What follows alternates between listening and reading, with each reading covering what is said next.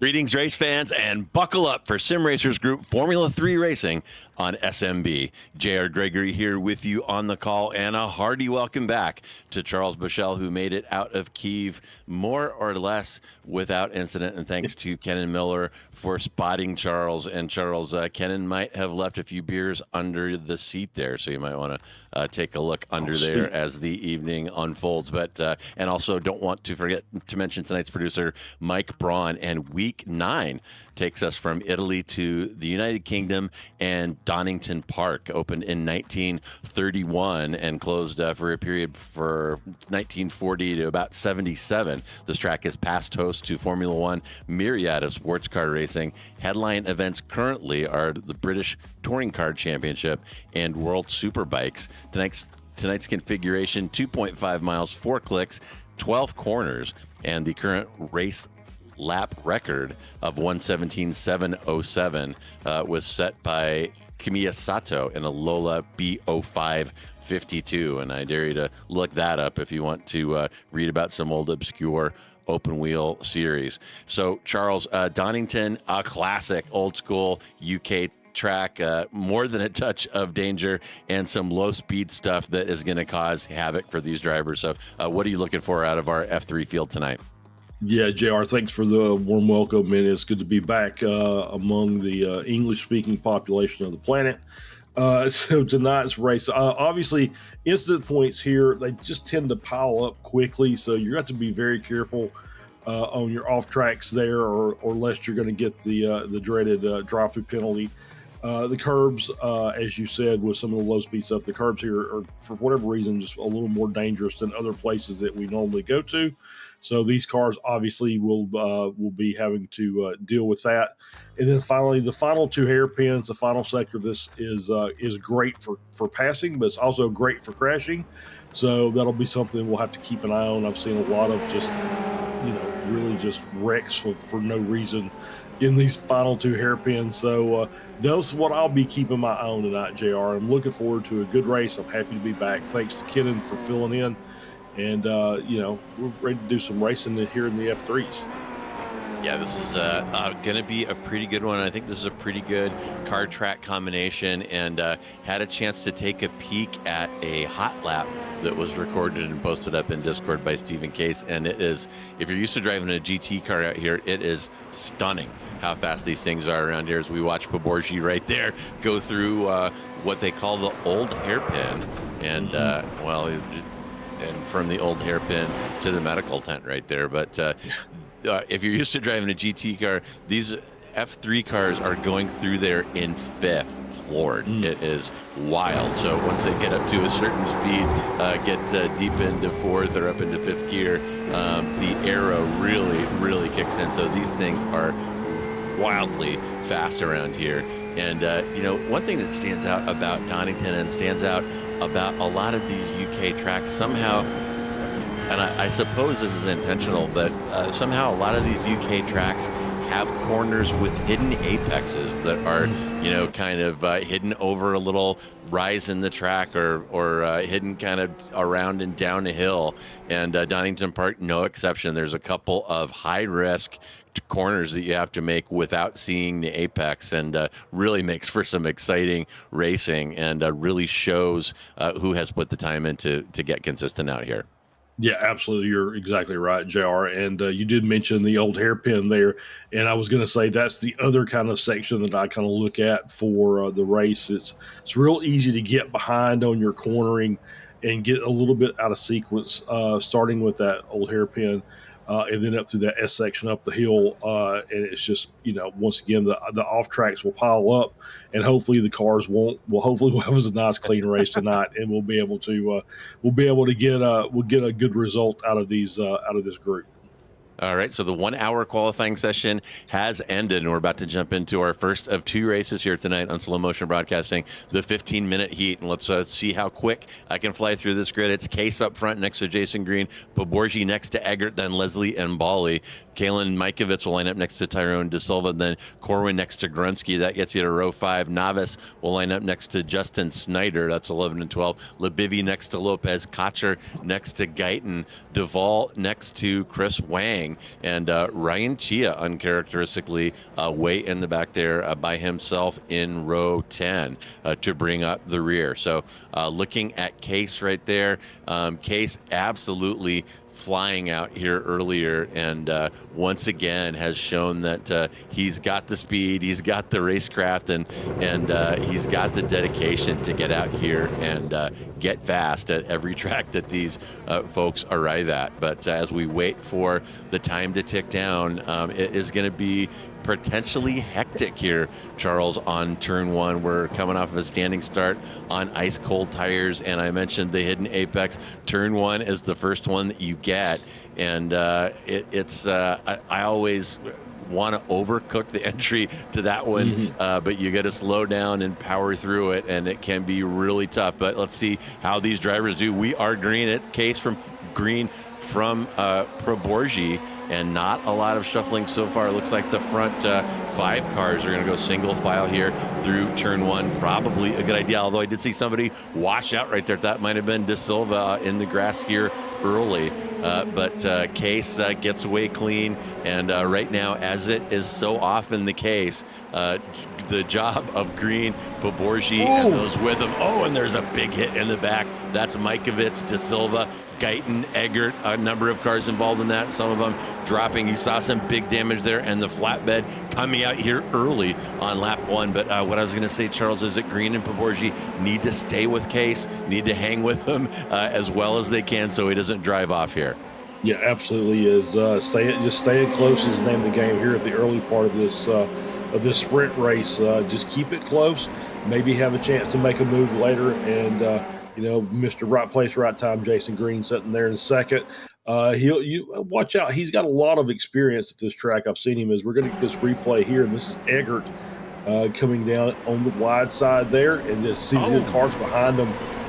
He was wide and slowing down, and maybe the cars thought they had a gap on the outside to maybe escape, but no such luck as we saw the cars piling up together. De Silva, as well as the 480 car. Yeah, that was De Silva and Mikovits involved as well. So a little trouble for a couple of drivers early, but we're green up front, and we've got Case in the lead. Yeah, and De Silva overcooking that entry to turn 1 there, so easy to do. And I wonder if he set up really far to the right and got just a touch of grass. There's a bit of pit lane exit right there that can widen that entry to turn 1 that a lot of people kind of flirt with, but it can be dangerous. So De Silva taking a wild ride and taking Mikovits with him. Really nothing Kalen could have done there. And the top 3, Case, Green, and Paborgi, somewhat predictably driving off. Josh Leslie looking good there in P4, and a couple of big movers, Snyder, Lopez up 5 and 6 respectively. Chris Wang has just gotten past Lebivy to add 9 to his qualifying position. So he's gone from 18 to P9. So Wang has got a good drive going. And taking a look at Leslie right now, got a little train behind him. That is Bali sniffing around on the inside right now. And Eggert right behind, watching that unfold, ready to pick up the pieces if that situation goes south. Yeah, and you see why the hairpins are great for passes. Really wide entry into that corner. It tightens up on exit, and that usually where the crashes come into play. But you see it really invites drivers to try to challenge cars in front. Gives them plenty of places to try and make a move, and then trying to get it to stick. As you see the car there, that's Leslie going a little wide coming out of 1. I don't think that's anything too bad. But it's one of those, as you said, you don't want to flirt too much with that outside line, especially down in the wind, because there's nothing but dirt and grass out there. There's nothing going to really help you get the car around the corner any better. As we're still on board here, you see Bali really just kind of keeping in the tracks of Leslie there, and looking for the next mistake possibly to be made. You see him get a little bit closer to this double apex right-hander that's going to lead him down to this back straight. Yeah, and this is the part a little painful for me. There's a couple versions of this track. This layout is the Grand Prix layout that adds this section right here behind the pit straight grandstands. And Bali looking very racy right here. And Leslie has just kind of let him through, it appears. Leslie was definitely driving in his rearview mirror there, and you could see him overdriving that car a little bit, washing out on a couple of corners. Now Bali is going to have the inside line of the second hairpin leading back onto the pit straight, and Bali gets that move done. And look out, because here comes Eggert. He wants a piece of Leslie as well, as Bali riding the inside line there to protect that entry to turn 1. And Leslie feeling fairly racy here. He's not too happy about losing that position. And once again, Eggert kind of waiting around there in the background to pounce if anything goes wrong up front. Yeah. What did you see? Leslie get a little loose there, have to catch the car as the front end kind of washes out. The rear wanted to snap around, but great job to catch that. That's taking the pressure off Bali for a few minutes. But Bali very, very patiently took that inside line down, or the outside line down into the first hairpin, and just kind of stayed with it and was able to make it work on the next hairpin with the inside line, was able to make the pass. And as you can see now, Leslie looks like it's kind of a tale of two tracks there for Leslie. Looks like he's a bit quicker maybe on the first half, but then when he gets to this back half, it's like he maybe just loses a little bit of confidence in his ability, and it makes him susceptible to passes. And you see Eggert trying to make up those positions he lost at the start of the race, and looks like he's going to be trying really racy and trying to get around Leslie here in short order. Yeah, and let's see. We got about 5 minutes through this one, and Mike has got a replay for us here. And that was Justin Snyder in the Lego car flashing out of existence. Let's see where this is going. And oof. Oh, that's no good. A little spin there on the inside by Snyder, and Lebivy tried to cut through the grass to avoid it. And my goodness, Snyder looked like he was really trying to get out of his way, pull off the track, and Lebivy taking the wrong choice there, trying to cut inside. So nowhere that he could go there, Snyder. To do better than he did there. There's another replay of a spin and contact there. Oh my goodness. Yeah, that is not good there either. And Charles, that's an interesting point you make about the tale of two tracks. A lot of the track here at Donington, these high-speed sweepers where these F3 cars feel absolutely unstoppable like Superman. And man, oh man, it really changes things when you're having to woe them all the way down into first or second gear for a couple of back-to-back hairpins. These cars are really not at their best under hard braking when the aero bleeds off as you slow. They're not the best at putting the power down in those low-speed corners as well. So that may be Leslie's problem with that part of the track. It's certainly mine when I drive out here. Yeah, maybe so. As we were watching Green there, give a little challenge to Case on that back half of that circuit. Looked, like he wanted to take that run on the inside there in that first hairpin, and couldn't make it work. It's kind of pulled him back and allowed Paborgi to jump back into this battle. But you can see that Green feels pretty confident. He feels like he's got enough pace that he can maybe challenge Case here tonight. So this may be very interesting. These three cars up front have already separated themselves by 6 seconds over the rest of the group. And some of that is just from the incidents that we had earlier in the race, and some of it is just these guys are putting on a really, really good pace out here in the front. So we see Paborgi go a little wide there through the chicane, and that is one of those things that you have to worry about. That is the new part for the Grand Prix circuit starts at the chicane, and a lot of times it's very difficult to get that car slowed down.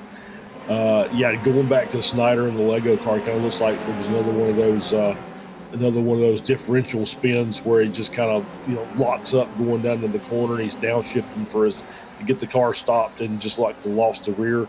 And then Lebivy just making the wrong choice on the inside and getting caught up in that.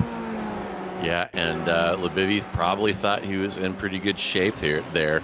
And here is another replay, and that is Corwin with just a little smooch to the car in front of him that causes him to turn. Looks like he's currently sitting about P14, down 5 from his qualifying position. And here is, speaking of Lebivy, there he is coming out of that section that runs behind the grandstands, the second of those two hairpins. And that's another one, Charles. You just cannot see anything right there. Yeah. It is diabolical as you come up that straight behind the grandstands. You can't really see the brake marker. You can't really see your turn-in point. You can't really see the apex. So you really have to put in a lot of laps out here to get that spot, particularly down to muscle memory. And it's a real challenge. Yeah, absolutely. As you see, there's the another little spin there in the Melbourne hairpin, the first hairpin. Just once again, it could be that the fact that this is called the Grand Prix circuit. I don't think it's used as much as maybe the shorter version of this track. I guess what we would call the club layout, which is cuts off there that final chicane, and instead of it being a chicane to the left, it becomes a chicane to the right. And just goes back into turn one or back to the front straight. So, I don't know if it's just maybe some inexperience from some of these drivers not having raced this layout before. But as you can see, looks like Case is picking up a little bit. He's trying to stretch that gap. It's 0.8 over Green right now. So Jason's going to have a little bit of work to try and make up that ground, as we see Eggert still battling there with Josh Leslie, trying to make up a couple positions. Yeah, one of the only tight intervals on the track right now. Eggert on Leslie, and plenty of time left. He's got 4 minutes and change remaining, so that's going to be 3 laps at least. So Eggert trying to size up Leslie here. We saw Leslie when Bolly was pressing him from behind. Leslie looked like he was driving in his rearview mirror a little bit, over driving the car a little bit. He may have relaxed a little here, but Eggert definitely has that interval cranked down. Look, it's about 0.2 right now, and as we pointed out before, this is not Josh's favorite section of the track, so keep an eye on that interval. And he actually managed to gap it out a little bit, got through the first chicane a little bit better than Eggert, and you see Eggert there overcooking that Melbourne hairpin. So tough right there, and allowed Leslie to get away a little bit more. So Leslie doing a good job withstanding the pressure from Eggert, a little better than he did when Bolly was behind him. Yeah, absolutely. He is doing a much better job, maybe getting a little more comfortable as the laps log, getting a little more comfortable with the braking and in some of these corners, and so he's picked it up a little bit. We're now back on board here with Pogorzelski still running in third behind Green. As you can see, the gap up to Case is stretched out even a little bit more. So another couple of tenths on that last lap for Case to over Green. So now it looks like it might, instead of a battle for the lead, it might be a battle for P2 here with Pogorzelski starting to put on the pressure. Yeah, and we jumped away. Looks like Eggert got through on Leslie. Eggert is up to P5, and look at Mike just jump on that replay, and Eggert is going to try the outside there. Where is that? Is that the outside move into the old hairpin? Holy cow, that takes some brass right there, and Eggert getting it done, and probably catching Leslie unaware. That is not a place where I would look for somebody to make a move there. Eggert, or as Leslie probably trying to be conservative there, take a shallow line to play defense, and Eggert just said, all right, I'll try the outside, and makes that happen. And meanwhile, look at Pogorzelski cranking down on Jason Green right now. Pogorzelski actually has the fast lap so far in this session, a 121.5, about 2/10 quicker than Green. So you know that Pogorzelski is not shy. We've covered him for many months here on Slow Motion Broadcasting, and if he sees a crack, if he sees daylight, that red number 2-3 is going to go shooting through there. So Green has got to be mindful right now as of Pogorzelski, and in fact I'm wagering he doesn't care about Stephen Case right now. Case has driven off about a second and a half, and his thoughts are all with Danush Pogorzelski.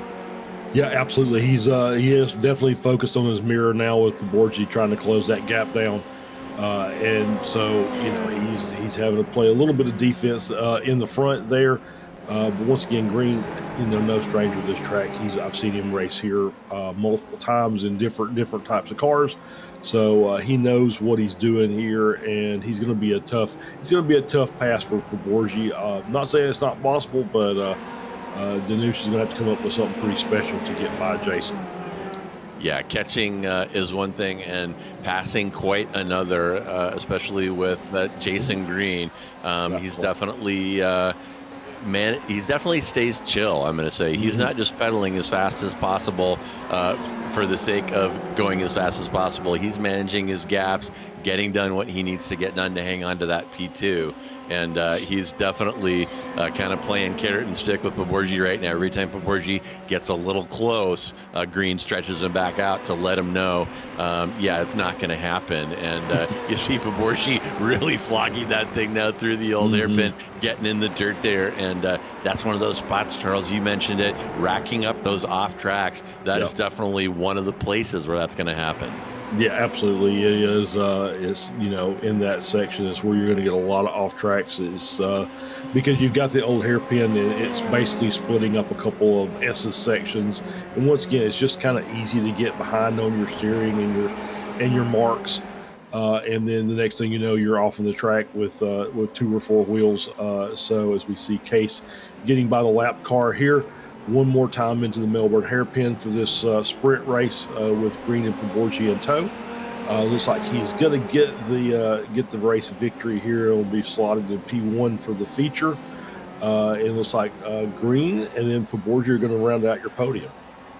Yeah, and here they come. That is Case, Green, and Poborgi, 1, 2, 3 in the heat. And those 3 drivers have taken 13 out of the 24 available podium positions in the prior 8 weeks. So those 3 dominating here. And for folks who follow Sim Racers Group here on Slow Motion Broadcasting, you know that there's a kind of a ladder that starts in F4. There's a non-broadcast Formula V race, then F4, then F3. And you got to wonder if there is graduation to something faster for Case, Green, and Poborgi. And if so, who would be up there driving with them? They seem to be in a class by themselves right now. And here comes Grinsky, here comes Duvall, rounding out the top 10 here in the heat. And of course, don't go anywhere, folks. This is the first of 2 races that you're going to see here tonight on Slow Motion Broadcasting. The results of this heat will set the grid order for the feature coming up. We're going to have a brief warm-up session and go through some season points with you, and then the main event will get underway. Yeah, as you see Corwin and Libby crossing the line there, you see Corwin just still working on that first hairpin, still not quite got the line right. You see him catching himself out, and it just once again that just comes with laps. This track is one of those that you really just have to get the rhythm for it, and once you get it figured out, it's a pretty fun track to drive. But once again, it takes a lot of laps to get the rhythm for this track. It is a very difficult track. It's one of my, it's not in my top 3 as far as British tracks go, but once again, it is a classic old school British racetrack, and it's one of those that you have to put in the time to get better at. Yeah, and it is a pretty fun track, though. I got to say that there are very few things like getting that first section right, going around turn 1, bombing down that hill and hitting the old hairpin fast and doing it just right. It's pretty thrilling. It kind of reminds me of things that happened long prior to this expiration of the statute of limitations in my road car out on public roads in Florida particularly. But I digress. So let's take a look at the championship standings through 8 weeks. No surprise, Stephen Case up at the top, and he has earned that by getting 7 podiums in 8 races and 7 P1s. The podium he missed was the only race that he hasn't won. So he's got a comfortable lead there, 313 points. Jason Green about 70 and change behind him in P3, then Poborgi in P2. Eggert and Bali round out the top 5. Then it's Corwin, De Silva, Cotcher, Wang, and Lloyd Conway. And you can take a look at some of those gaps. Some of them quite tight there. You see Conway, Velasco, and Navas, about 4 points between all of those cars. So still a lot of opportunities for movement here in this field. 3 weeks remaining. There are 2 drops, and I'm not sure.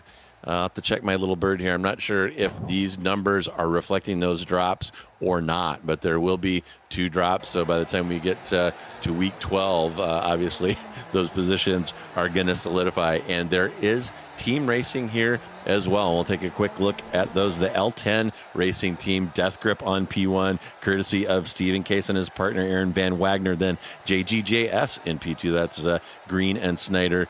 Who's my teammate? Poborgi and Dylan. I have kind of crawled away from Team Labubu. They switched spots last couple of weeks, and they've got about a 20-point lead behind to Team Labubu and Dad Tax Racing Team, and those 2 teams are tied for P4. So that's the top 5, and tight competition out here, and pretty fun addition that they added for this season, the second season of Formula 3 competition, the team element to get some more bragging rates and get some of these competitors cheering for each other. Yeah, absolutely. It's those team competitions. It's like I said, just for bragging rights. You're exactly right. Especially when you've got a lot of these guys that are sitting in the same studio racing together. It's just one of those that you can look over to the other guys and say, "Ha, we got you this time." So, yeah, it's one of those, and that's what you want to see. And that was, as part of my little deployment, we were doing something very similar in Denmark at a LAN event. So 35 rigs set up on a basketball court with doing a 24-hour endurance race. It was absolutely crazy, but it was fun, especially because we won it. not to brag too much. Olympus Esports taking the victory, so I think we've got through the warm-up period, and we're ready to start this feature race.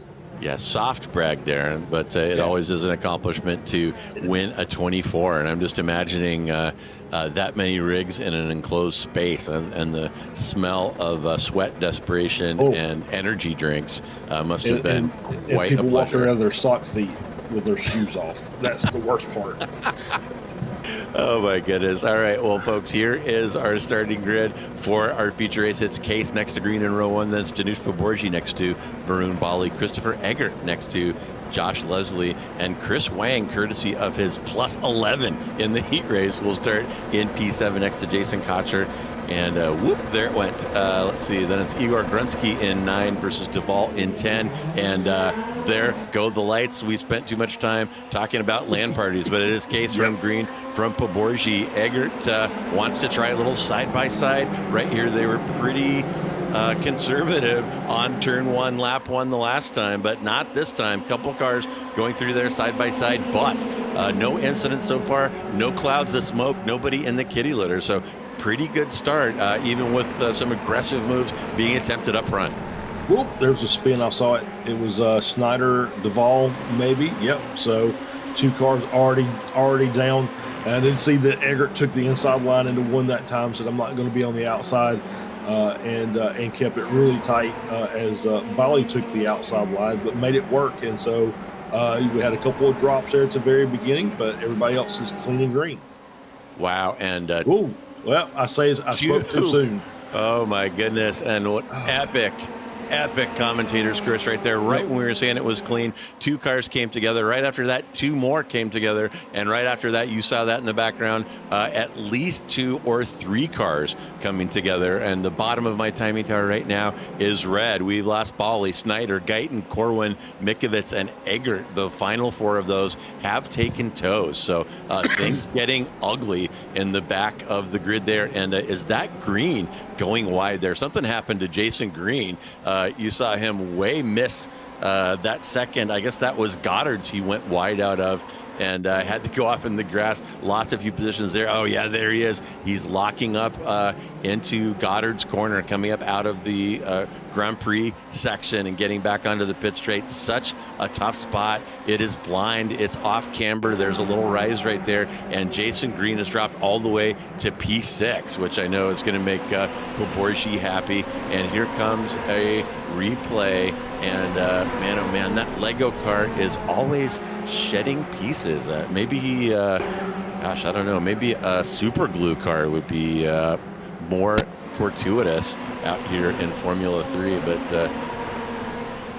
yeah, it's maybe a connection problem there, and might have taken somebody with them, but we'll piece together all those incidents. As I said, we had a few of them in a row, and there is there is the second incident. Corwin gets loose, turns. Was that enough braking by him to avoid taking people with him? That is the question, and not for us to decide, but there's a couple of his victims. There's Guyton bouncing out of there. There's Mikovits bouncing out of there as well. Mikovits having 2 rough ones in a row. He had an issue in the heat race as well. And up front, meanwhile, looks like Poborji is out there by himself, but he's not. He's sitting in P2 with about 2.5 second gap ahead to Case in P1, and a 2.5 second gap behind to Josh Leslie, who has capitalized on some of the kerfuffleage out here at Donington Park. So it's Case from Poborji from Leslie, and a couple of folks with championship points on the line. They needed to make something happen here at Donington, have gotten caught up in incidents, and this one not turning out at all to their liking, Charles. No, absolutely not. I think the gaps up front were caused by the green lockup, and as you saw, you were exactly right. The Lego kart shedding parts. Unfortunately for Snyder, it was Duvall bleeding in front just at the wrong time, going into the old hairpin. Not much you could do there. He came back into vision just as the cars were making contact with each other. And then we saw also with Josh Corwin taking that inside curb on that double apex, or that double right-hander. And yeah, kind of agree with you. It might have been a little more braking needed there to keep that car out of the center of the track. Once again, that's for the stewards to work out, not for us. We're just here to talk about it. As we see Labivier here running in P9 up 5 positions, Lopez up 10 spots. So we got a couple of climbers up there out here very early. With De Silva up 9 as well. So Green is all the way down into P6 after the lockup coming in the final hairpin. So he's got his work cut out for him to try and pick up the pieces there to see if he can work his way back forward.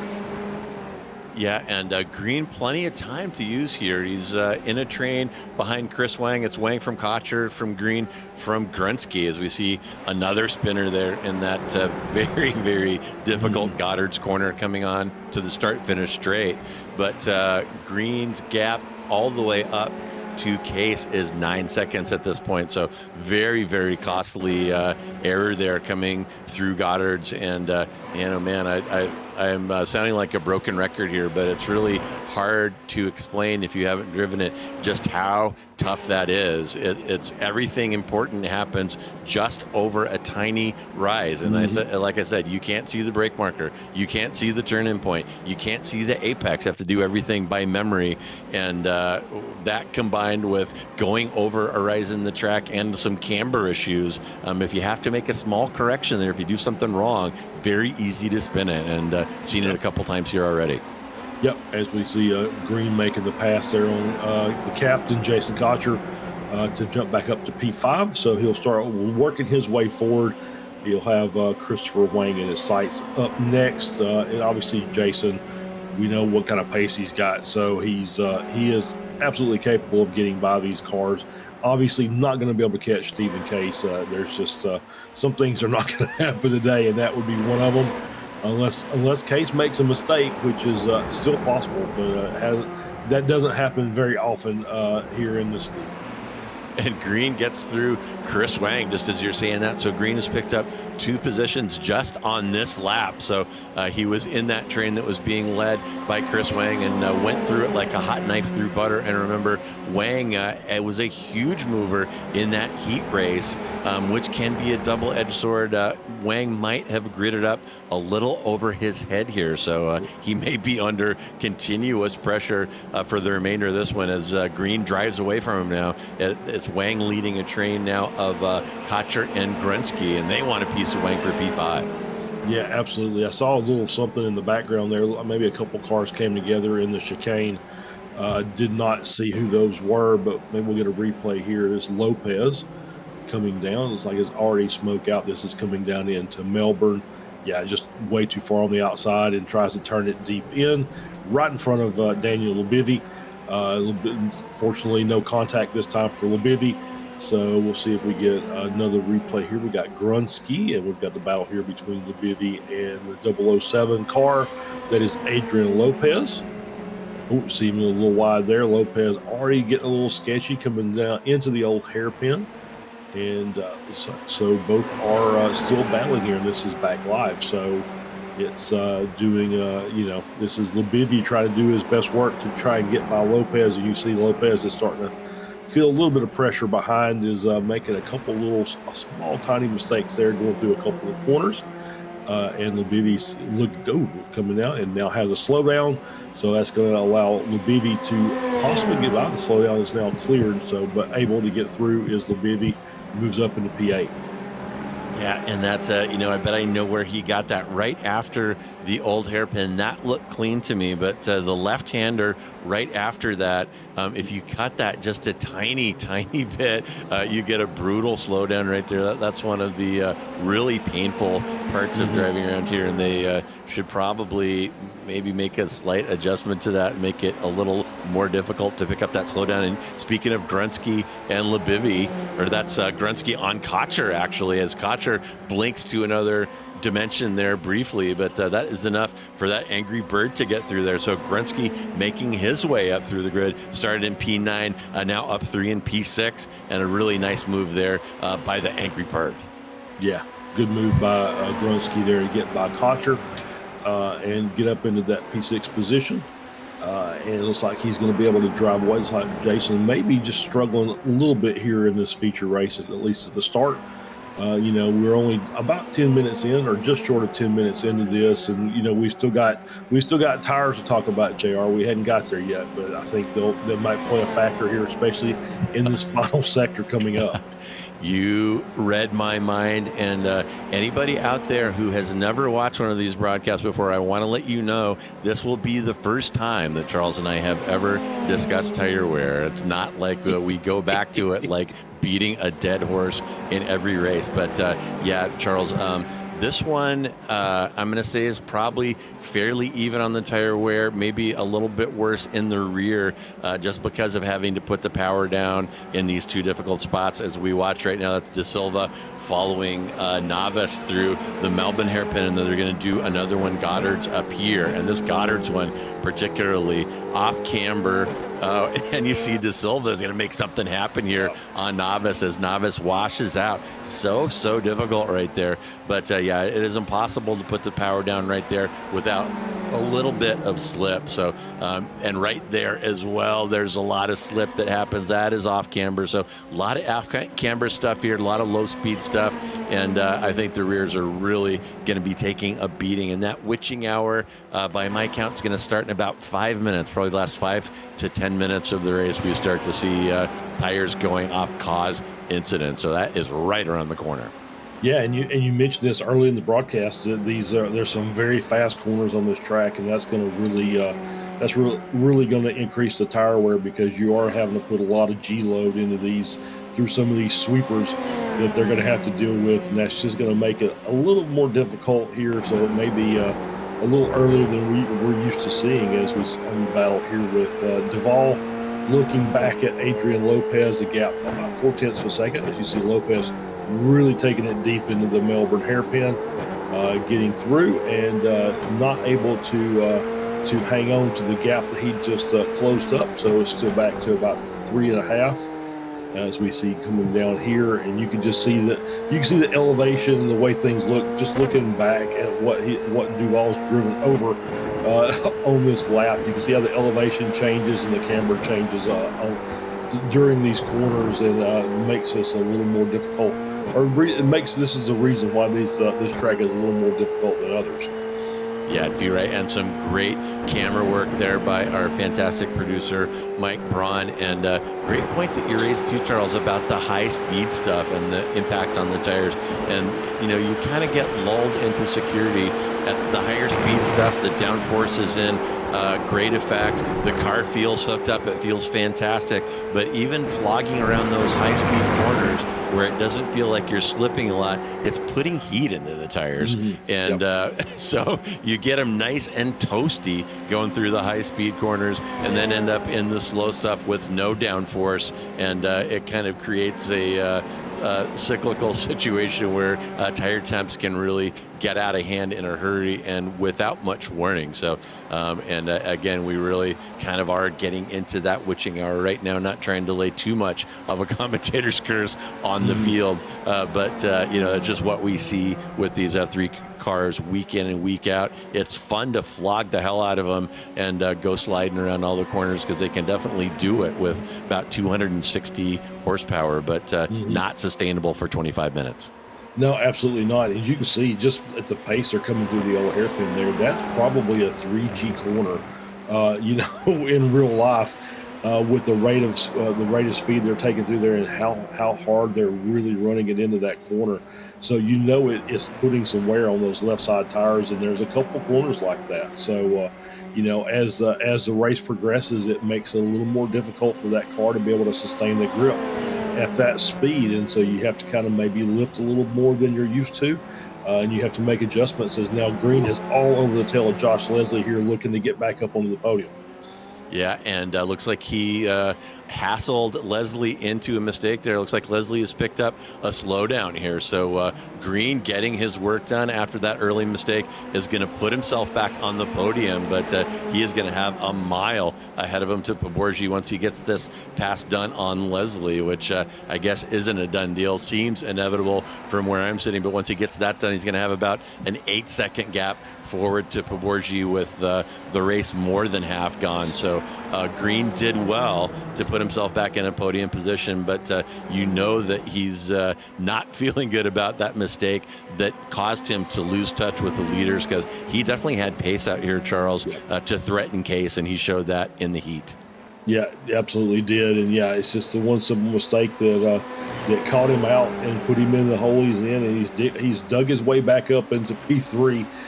So great job by Josh Leslie. He raced him hard through several corners there, so it wasn't the easiest pass in the world, but they both raced it cleanly, and Green finally able to make the pass around. And so now he's got the 8-second climb back up to Poborgi, and that's going to be very difficult because Poborgi, we talked about how quick Green is. Poborgi seemed to be just as quick, was up there with him the entire race during the sprint race. Now we're on board here with this is Igor Grunsky looking forward at Christopher Wang, see if he can get up into the top 5, and that'll be a nice little effort for Igor to get up there and get a top 5 out of this race. But he's got a very good driver in Christopher Wang right in front of him. Yeah, and that Angry Bird car of Grunsky has historically been a magnet for incidents. So Grunsky definitely has pace out here and has been struck down by kind of being in the wrong place at the wrong time, race after race. So I know that he's got to be feeling pretty good here.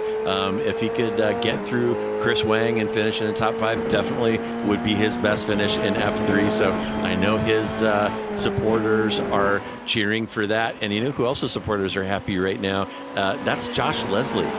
He has got a ton of pace, but also has not had a lot of luck in his first season in Formula 3, and looking good right now for a P4, which would be his best finish out here by far. So I know Leslie's fans are stoked about what they're seeing as time ticks down here. About 8 minutes, almost 9 minutes remaining, and tire witching hour in full effect, where you snatch defeat from the jaws of victory. So keep your fingers and toes crossed for your heroes out here. But a lot of folks looking good. And Grunsky, that is a punt as Chris Wang just gets tossed out of the Melbourne hairpin, and Grunsky's going to get a trip to the principal's office for that, guaranteed. And Wang has picked up damage as well, so adding injury to insult there, and a wild move by that Angry Bird. Yeah, absolutely. We're going to watch. He's going to make that move down to the inside there. Yeah, just a lunge down into the corner there by Grunsky. So he's going to the principal's office, and Wang is going to see the school nurse to finish off that metaphor there. I will say this, Josh Leslie has done a great job hanging on to the tail of Jason Green, and Jason Green has already taken a second and a half off of Poborgi's, the gap up to Poborgi. So both these guys are coming in a hurry. And Leslie doing a great job of just hanging with Jason Green, maybe watching him a little bit, learning some lines, and learning how he can make his car go faster, and it's paying off for him as they're starting to track down the top 2. Absolutely. There is no better place right now for Josh Leslie than to be behind Jason Green. Jason sitting on a 4.2K I rating in these open wheelers. Kind of makes me think of young Aaron Rodgers watching Brett Favre.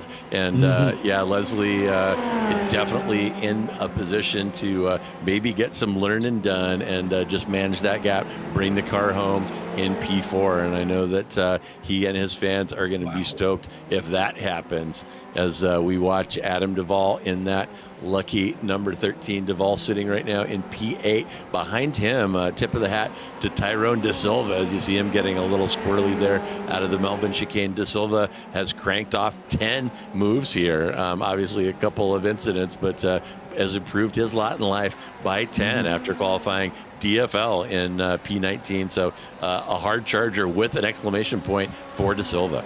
Ooh, and we've got a slowdown by Stephen Case. So a first little mistake, and he's been running. He just cranked out a 121.1. So he's not really in any danger of getting caught. But it's the first time we've seen Stephen kind of make a mistake here, at least for me. Yeah, just a little off track there. It's going to slow him down a little bit. And Poborji unable to keep up the pace. His fast lap was a 21.6. Last lap was a 22.3, and he's got two guys in the mid 21s that are chasing him down. So he might want to pick up the pace just a bit, as that gap's now to 5.7 to Jason Green. Yeah, and Case tickling the 120s, and it wouldn't surprise me at all to see it happen as the fuel load burns off on that F3 car. Case is smooth as silk, and he is not trashing his tires like a lot of these folks are. So Case may have some pace yet in him. And look at Adam Duvall there getting passed there by Tyrone De Silva. And yeah, you mentioned Case with the slowdown, so he just let it get on the pit straight, got up out of the rig, put it in neutral, let it roll, went and got a beer, got back in, and still enjoys an 8-second interval back to Poborji. Yeah, absolutely. And Poborji has picked up the pace as well. He's back in the 21s, so he's able to stave off a little bit of that gap from Green. It's back up to 6.2. Maybe Jason missed something somewhere, but obviously Josh Leslie, now has a big gap up to Green, 5.3 seconds, and that's, I think, simply because of that slowdown. Normally you'll see you might get a half-second slowdown that ends up costing you 2 seconds on track. But maybe now Leslie is kind of maybe rethinking things and maybe taking off a little bit of his pace just to make sure that he gets the car to the end and get a P4 out of it. So it'll be a great result for him, to get up there. But now he's Grunsky coming up from behind. His gap is now under a second as it's flickered to yellow. As we're still watching this battle here with Duvall and De Silva making that great move down to the inside of the hairpin last lap. And now Duvall looking to return the favor, and it has tightened that gap back up to under or right around half a second. Yeah, and my goodness, look at the bottom of that timing tower, Charles. 14 through 19. That is 6 cars who have been. There has been some violence out here on the track today, and I'll tell you, there have been some rumblings over in the Sim Racers group Discord about stewarding. So I'll tell you, drivers, I'll tell you what I told my kids when they were growing up. If you regulate yourself, I'll never tell you what to do. But if you don't regulate yourself, you know damn well I'm going to regulate you, and the choice is yours. So food for thought, folks, when you're thinking about rolling the dice and making a risky move out here, there are some rumblings of some enforcement on the Discord. So just something to keep in mind. And here is Stephen Case. Are we going to see Poborji? Yes, there's Poborji coming out of the pit straight right before Case disappears. But yeah, a healthy interval again for Case. I'm not going to quite call it gaudy because it's still under 10 seconds, but getting close. And there is Jason Green coming across as well. You see Leslie and Grunsky, and speaking of stewarding, not sure if Grunsky is going to hang on to that position or not. But yeah, time ticking down. Looks like there's about 2.5 minutes remaining, 2 to maybe 3 laps here, depending on when Case crosses the line. Yeah, absolutely. Now you see the battle here with Leslie and Grunsky. Leslie went wide, I think, through one and allowed Grunsky to catch up. Oh, that was very close there as they're working through that corner. And so now it's the battle is on here. Obviously, stewarding still to be done from what we saw a little bit earlier, but Leslie and Grunsky is now going to battle here for that P4 position. And yeah, I think I'm in agreement with you. As long as you're racing clean and you don't make contact with anybody, then you don't have anything to worry about. It's when you push the issue a little bit is usually when you get called on the caps and carpet, and that's when you have to kind of deal with the repercussions of your actions. You see Gretzky getting a little loose right there. And Leslie really struggling there in that Melbourne hairpin. He tries to defend and takes a shallow line, overslows, and is vulnerable to the outside move. Gretzky almost getting him there. And Josh Leslie's fans are holding their breath right now. You know what they say, Charles? Once a bird tastes blood, you can never trust him again. And Grunsky's got about a 3/10 gap forward to Leslie. Probably this could be the penultimate lap right here. So then Leslie has managed to stretch that gap out a little bit. Looks like it's stretched out to about 0.6. So Leslie out of the danger zone right here if he can just keep it clean. We've seen him over driving a little bit, get a little sloppy, have a couple offs here and there. But if he can keep it clean here for another lap and a half, probably looking at his best finish so far in F3. And Grunsky very wide right there, speaking of over driving. So those tire demons are getting restless, Charles.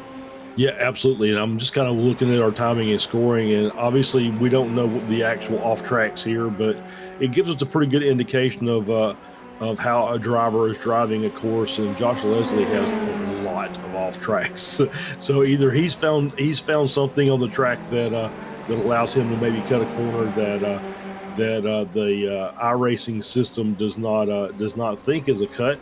And he's found a little secrets there as we see Lubivy look into the inside there on Cotcher. We're going to get a replay here of Grunsky and Leslie coming through Melbourne. As you see the car just getting up, and there we go. Around he goes, lost the rear there, and that was kind of we saw it the last time where it was just kind of a little slip. That time it was just a complete spin. So that battle's done. Now you got Lubivy here.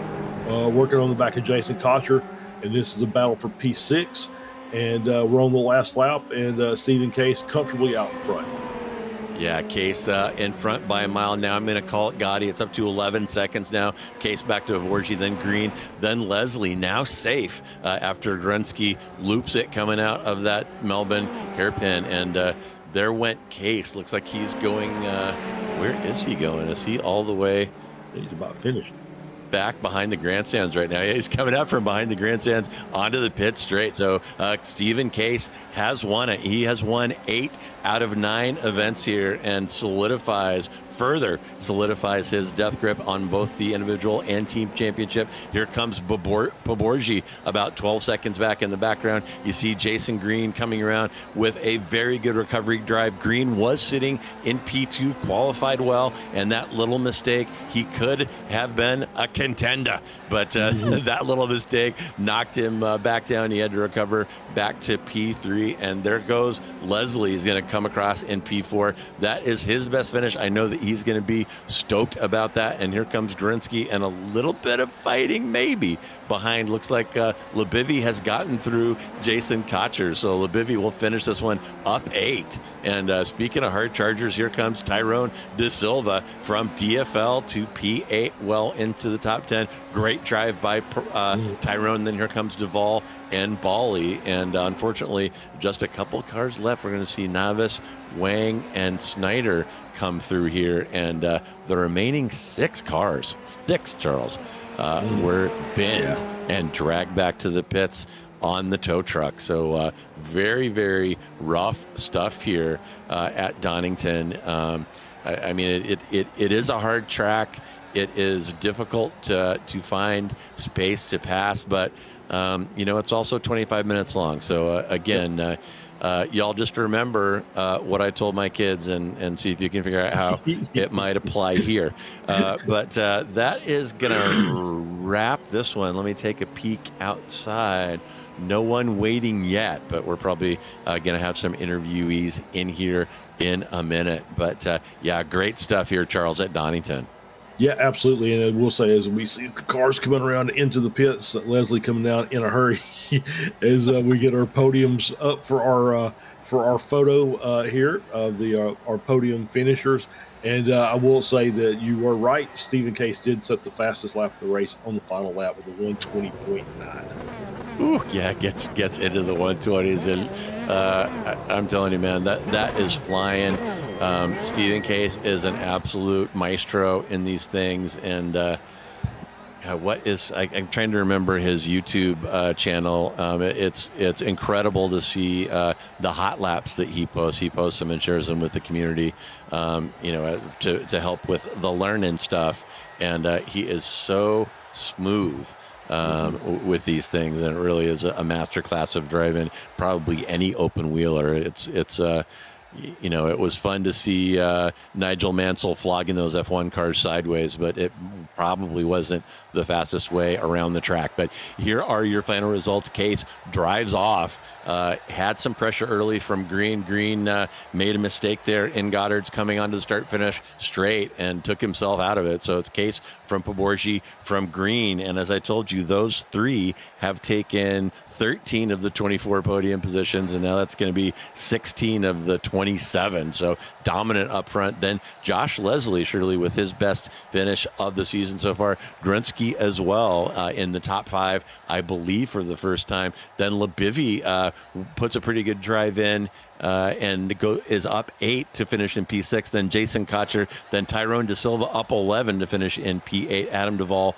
will finish in P9. Then Bali will round out the top 10. Then it's Navas, Wang, Snyder, Lopez, and Ryan Chia as the last car to finish in one piece. Or actually, I'm sorry, Snyder was the last one to finish in one piece. Then it's Lopez, Chia, Eggert, Guyton, Corwin, and Mikovits in various states of rapid and unintended disassembly in the pits is where they're going to finish this one. And still, I'm looking at, am I in the wrong? Oh, look in our Discord. That's how it works. There is somebody waiting. And we will go ahead and bring in your winner, Stephen Case. So, Stephen, putting on a clinic again here today. You have won 8 out of 9 races here today. And I was telling our audience earlier, I had a chance to watch the hot lap that you posted out here, and you are shockingly smooth and efficient driving these F3 cars and just put on a clinic here today. So congratulations on another P1. And what'd you think of the F3 car out here on Donington Park? Well, first of all, thank you very much for the kind words. I really like this track. It's pretty fun. I think the last time we did this was quite a long time ago in F4. And the only thing I remembered about it was the chicane, because it's pretty memorable. But basically had to relearn it today, and it's fun. It definitely rewards being very precise, very smooth, not over braking, just trying to carry the speed through all the corners. Yeah, well, I was telling Charles during the broadcast, what stands out to me about Donington is that run from turn 1 down the hill under the bridge down to turn 7, because it's so fast, particularly in these things. And if you hit it right, you absolutely feel like Superman, kind of driving on a knife's edge. So I think Donington is pretty fun, pretty well suited to these cars. I kind of prefer it without the Grand Prix section behind the grandstands, but that's just me. I don't like putting cars like this into first gear, but maybe some people do. So looking ahead, I hate to put you on the spot. I'll give you a hint that our next track is in beautiful upstate New York. So do you have any thoughts about competing back stateside next week? Which track is that? Watkins Glen. Oh, I like Watkins Glen quite a lot. So is that with the chicane? It is bus stop and boot, I believe. Yeah. Okay, perfect. Yeah, I don't like it the other way. Yeah, I think it's going to be a great track for these cars. Some heavy drafting, of course, up the hill, and another track that's pretty well suited with a high-speed sweeper. So looking forward to that one as well. And again, Stephen, congratulations. You're unstoppable out here. You had Green sniffing around behind you tight for a couple laps. Then he kind of took himself out of the equation with a mistake in Goddard's, and that was kind of the end of it. So congrats. And as we wrap up, is there anyone you'd like to thank or give a shout out to today? As always, thank you guys for putting on the show, and to SRG for supporting the whole series and putting up with me and not booting me out for winning all the time. Well, we got plans for you. I think F2 might be the next step on the ladder, but we have to locate some other drivers to go up there with you, and that might be the problem. But thanks for the kind words, Steven, and we'll look forward to seeing you in New York next week. All right. Thanks, guys. All righty. And I'll tell you what, Charles, I will let you go ahead and check in with the carnivorous Angry Bird of Igor Grunsky. Igor, welcome in. So a good race by you, up 4 positions in the feature. Had a little difficulty there. It looked like maybe you were struggling a little bit with a couple of the corners. So just give us your thoughts about how the race went in your eyes. Yeah, thank you guys. It's a tough track for me. It's also first time driving it. I just had a little bit of practice yesterday, and first thought comes to mind when I practiced. It's like, I think that it's the track with the most amount of blind corners, where it's like you don't really know how to like turn it until you actually learn it and memorize, because like you just don't see how it goes. And I mean, it's kind of true for most tracks, right? Like, but this one has like a lot of that. And yeah, it's also like weird elevation and kind of, you know, like some weird grip moments. So yeah, I was struggling with the car, and I'm really happy with the outcome. I think I lost it in the end on the last lap, or one before the last, fighting with I think it was Joshua. Yeah, and I'm really happy I had enough buffer to just, you know, come back and finish 5th. Yeah, but super happy. I think it's my highest result so far in this league. Yeah, absolutely. Top 5. So first time. So congratulations for that. Yeah, we just, as a matter of fact, we're looking at the replay of your spin coming out of the Melbourne chicane there with a couple of laps ago, and kind of put ice on the battle that you had with Josh Leslie. But you had a couple of good battles during the course of that race. But yeah, I think I'm in agreement with you. Is this is one of those tracks you have to log laps in order to get really good at it. And especially with the added Grand Prix section that just makes things a little bit different. Yep, absolutely, yeah. All right, so next week we've got Watkins Glen coming up. I think I probably can guess that you've run a lap or two at Watkins Glen. Yeah. So as most people have that run iRacing, so I like the combination of Watkins with the F3 car. I think it puts on a really good race. So what are your thoughts? Yeah, I'm looking forward to it. Again, my first season, so, you know, like after kind of like a bumpy start, my goal is just to survive and not cause any kind of damage. And so far it's been mostly successful. I think as I'm getting better in the second part of it. So yeah, like driving on a familiar track definitely helps. So all the experience, you can kind of, you know what to expect and where not to be on the track. So that definitely helps. Absolutely. So Igor, we'll give you the final word and let you give any thanks or shout outs and let you go celebrate your top 5.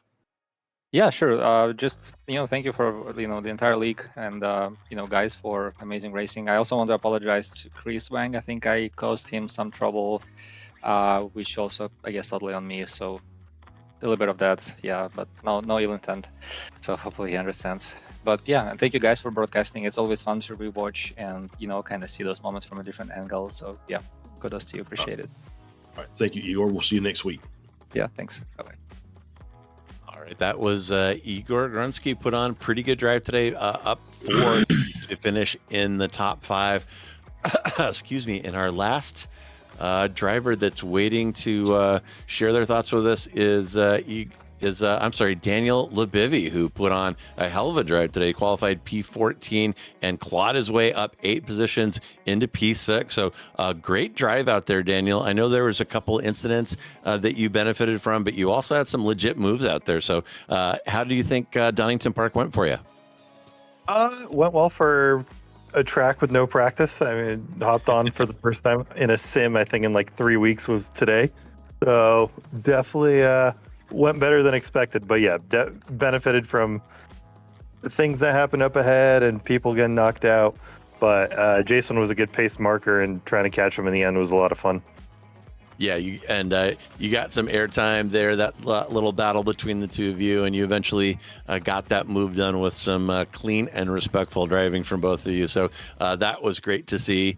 Is this, let's see, P6, is this your one of your better finishes of the season, it seems like. Yeah, I missed out on the last 3, but yeah, this would be probably either the best, if not the best, but definitely one of the best. Yeah, well, very, very good work, and congratulations on that +8. Not easy to do in this field, especially at a track like Donington. Not super easy to pass out here. So very well done. Congratulations. And as we wrap up, is there anyone you would like to thank or give a shout out to today? Adrian for giving me the space when I definitely should not have tried going through the S's side by side. Fair. I think I saw that, and that was very courteous indeed of him to back out of that one. So great shout out, man, and congrats again on a great drive, and we'll see you next week in upstate New York. See you next week. Thank you. All right. Cheers.